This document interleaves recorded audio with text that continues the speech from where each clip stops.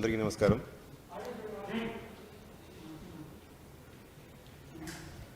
ఇవాళ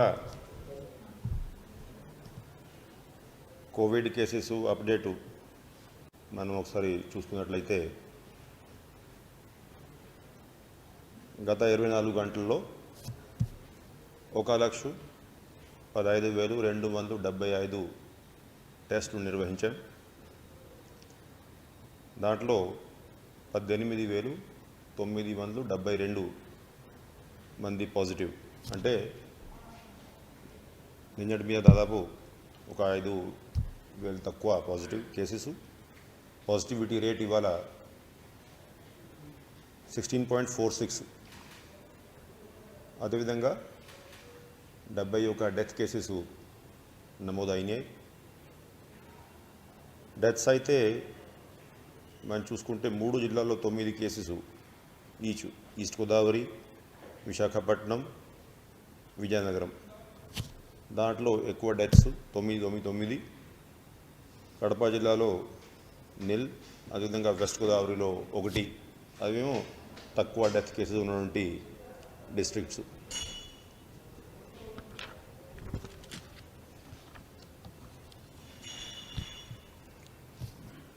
number of hospitals ఇప్పుడు రోజువారీగా జిల్లా కలెక్టర్స్ అటు ఏమో పర్మిషన్స్ ఇవ్వడము, ప్రైవేట్ హాస్పిటల్స్ ఏమో రిక్వెస్ట్ చేసుకొని ట్రీట్మెంట్ ప్రారంభించుకోవడము, కొన్ని బెడ్స్ కొన్ని హాస్పిటల్స్లో తగ్గించి అదేవిధంగా కొన్ని హాస్పిటల్స్లో ఎక్కువ ఏర్పాటు చేసుకోవడము ఇవి జరుగుతూ ఉంది. మొత్తం కలిపి ఇవాళ 599 హాస్పిటల్స్లో ట్రీట్మెంట్స్ జరుగుతూ ఉన్నాయి. ఎక్కువ జిల్లాల్లో ఇప్పుడు ఎక్కువ ఐసీయూ బెడ్ అవైలబిలిటీ లేదు. ఉదాహరణంగా గుంటూరులో ఇవాళ మధ్యాహ్నానికి ఐసీయూలో ఒకే బెడ్, శ్రీకాకుళం 2 బెడ్స్, వైజాగ్ 0. అట్లాగా చాలా తక్కువ సంఖ్యలో బెడ్స్ అందుబాటులో ఉండేవి. ఎక్కువ బెడ్స్ ఉన్నటువంటి జిల్లా ఒకటే కర్నూలు. దాంట్లో ఇవాళ మధ్యాహ్నానికి ఇంకా ఐసీయూ బెడ్స్ 324 బెడ్స్ ఖాళీగా ఉన్నట్లు జిల్లా అడ్మినిస్ట్రేషన్ ఇన్ఫర్మేషన్ ఇవ్వడం జరిగింది. కోవిడ్ కేర్ సెంటరు విషయానికి వస్తే మళ్ళీ నిన్నటి మీద ఇవాళ ఇంకొక 2,000 మంది, అంటే అప్రాక్సిమేట్లీ 11,665 మంది ఇప్పుడు కోవిడ్ కేర్ సెంటర్స్లో ఉన్నారు. మొత్తం కలిపి మనం 82 కోవిడ్ కేర్ సెంటర్స్ ఏర్పాటు చేసుకున్నా. దాంట్లో 41,295 బెడ్ కెపాసిటీ పెట్టిన. చాలా చోట్ల ఒక 68 చోట్ల ట్రయేజింగ్ ఫెసిలిటీసు, టెస్టింగ్ ఫెసిలిటీసు ఇవన్నీ కూడా పూర్తిగా మనం ఏర్పాటు చేసుకున్నాం. అయితే ఇంకా ఎక్కువ మంది patients Covid care centres facilities వినియోగిస్తే అందరికీ కొంచెం అడ్వాంటేజ్గా ఉంటుందనేది నేను భావిస్తున్నా. అదేవిధంగా మనం రోజువారీగా చూస్తున్నటువంటి కొన్ని అంశాలు, ఆక్సిజన్ ఇవాళ మనం ఇంకా ఎక్కువ, అంటే మొత్తం కలిపి 447 మెట్రిక్ టన్నులు లిక్విడ్ ఆక్సిజన్ రాష్ట్ర వ్యాప్తంగా ఉపయోగించుకున్నాం.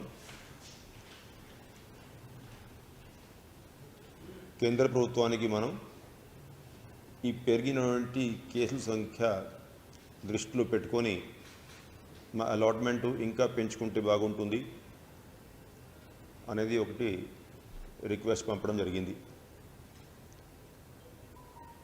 అది కాకుండా దీనికి కావాల్సినటువంటి మిగతా అరేంజ్మెంట్స్ ఇందాక మేము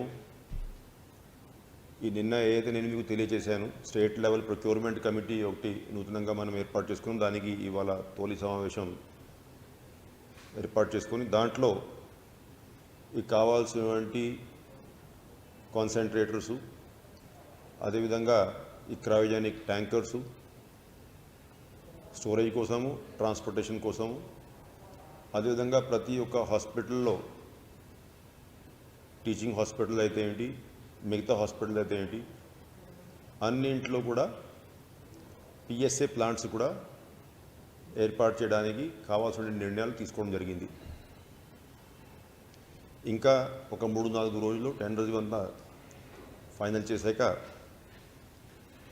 ఆ ప్రొక్యూర్మెంట్ ప్రారంభించుకొని, అదేవిధంగా ఇన్స్టాలేషన్కి కావాల్సినటువంటి civil works, oxygen pipe lines ఇవన్నీ కూడా ఏపీఎంఎస్ఐడిసికి ఎంట్రస్ట్ చేయడానికి నిర్ణయం తీసుకున్నాం. మొత్తం కలిపి ఎన్ని కోట్లు ప్రణాళిక, అది ఏ దానికి ఎన్ని కోట్లు ఖర్చు చేస్తూ ఉన్నాం, ఆ వివరాలు నేను మీకు 2 రోజుల తర్వాత డీటెయిల్డ్గా ఐటెం వారీగా ఇచ్చేటువంటి పరిస్థితి ఉంటుంది.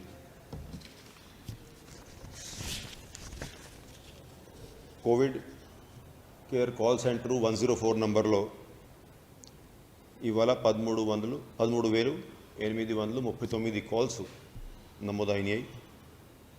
రోజులాగానే దీంట్లో ఎక్కువ కాల్స్ 5,093 కాల్స్ ఇన్ఫర్మేషన్ కోసం, అదేవిధంగా 3,413 కాల్స్ కోవిడ్ టెస్టుల కోసం, 2,370 కాల్స్ హాస్పిటల్ అడ్మిషన్స్ కోసం,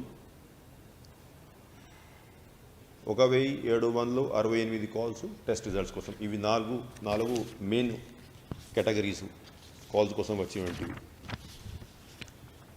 అయితే ముఖ్యంగా ఇవాళ గౌరవనీయులు ముఖ్యమంత్రి వర్యులు ఈ కోవిడ్ పరిస్థితి మీద అధికారులందరితో కూడా సమీక్షా సమావేశం నిర్వహించి కావాల్సినటువంటి ప్రొక్యూర్మెంట్ ప్రాసెసెస్ అంతా కూడా స్ట్రీమ్లైన్ చేయాలి, త్వరగా ప్రొక్యూర్మెంట్ అంతా కూడా పూర్తి చేయాలి అనేది ఒకవైపు ఆదేశాలు ఇస్తూ, ఇంకొక వైపు ఇప్పుడు ఈ పెరుగుతున్నటువంటి కేసులు దృష్టిలో పెట్టుకొని ముఖ్యంగా మన రాష్ట్ర వ్యాప్తంగా అంటే దీన్ని కొంతమంది ఒక లాక్డౌన్ లాగా భావిస్తున్నారు. ఇప్పటికే మీడియాలో కొంత సోషల్ మీడియాలో రిలీజ్ వచ్చినాయి. లాక్డౌన్ కాకుండా మనం కొన్ని రిస్ట్రిక్షన్స్, 2 రకాల రిస్ట్రిక్షన్స్ దానికి కావాల్సినటువంటి నిర్ణయాలు తీసుకున్నారు. ఎటువంటి రిస్ట్రిక్షన్స్ అంటే ఓవరాల్ పిక్చర్ ఇప్పుడు నేను మీకు తెలియజేస్తాను. ఇంకా డీటెయిల్డ్ గైడ్ లైన్స్, ఏ సెక్టర్ ఏ విధంగా ఇంపాక్ట్ అవుతుంది, ఏ సెక్టర్ ఎగ్జామ్టెడ్ కేటగిరీలో ఉంటుంది, దానికి కావాల్సినటువంటి ఆదేశాలు రేపు ఇవ్వడం జరుగుతుంది. ఎందుకంటే ఇంకా డిస్కషన్స్ జరుగుతూ ఉన్నాయి, ఎవరికి ఏమి ఇబ్బంది లేకుండా ఏ విధంగా దాన్ని ఇంప్లిమెంట్ చేయాలి. అదే ముఖ్యంగా ఈ రిస్ట్రిక్షన్స్ అయితే ఉన్నాయో అవి 2 కేటగిరీస్ ఏ విధంగా ఉన్నాయంటే, ఉదయం 6 గంటల నుంచి మధ్యాహ్నం 12 గంటల వరకు ఎటువంటి రిస్ట్రిక్షన్ ఉండదు. లైఫ్ యాజ్ యూజువల్ ఉంటుంది. ఏ విధంగా అయితే ఇప్పుడు ఉండే పరిస్థితి ఆ విధంగా ఉంటుంది, ఎకనామిక్ యాక్టివిటీస్ సహా. కానీ దాంట్లో ఒకటే రిస్ట్రిక్షన్ ఉంటుంది. ఈ ఉదయం 6 నుంచి మధ్యాహ్నం 12 గంటల వరకు రిస్ట్రిక్షన్ ఏంటంటే రెగ్యులర్ యాక్టివిటీస్ ఏదైనా చేసుకోవచ్చు. ఓన్లీ థింగ్ ఈజ్ సెక్షన్ 144 అమల్లో ఉంటుంది అన్ని జిల్లాల్లో. అంటే ఐదుగురు కంటే ఎక్కువ మంది గ్రూప్గా ఉండొద్దు అంతే. సపోజింగ్ ఒక షాప్కి వెళ్ళారనుకోండి, క్యూలో ఎవరికి వాళ్ళు డిస్టెన్స్ పాటించి ఐటమ్స్ కొనుక్కోవడానికి నిలబడ్డారనుకోండి, అది వేరే విషయం. గ్రూపుగా ఉండొద్దు. ఆ ఉద్దేశంతో సెక్షన్ 144 ఆ సమయంలో అమల్లో ఉంటుంది. ఇది ఉదయం 6 గంటల నుంచి మధ్యాహ్నం 12 గంటల వరకు. అదర్వైజ్ ఏ యాక్టివిటీ అయినా నార్మల్గా ఏ విధంగా అయితే ఇప్పుడు చేస్తూ ఉన్నామో ఆ విధంగానే బయట మార్కెట్స్ ఓపెన్ కానీ, షాప్స్ ఓపెన్ కానీ, ప్రజలు బయటికి వచ్చి ఏమైనా వేరే ప్రైవేట్ పనులు చేసుకోవడం కానీ, ఏదైనా అన్ని యాక్టివిటీస్ యాజ్ యూజువల్గా ఉంటాయి except for this 144 section restriction.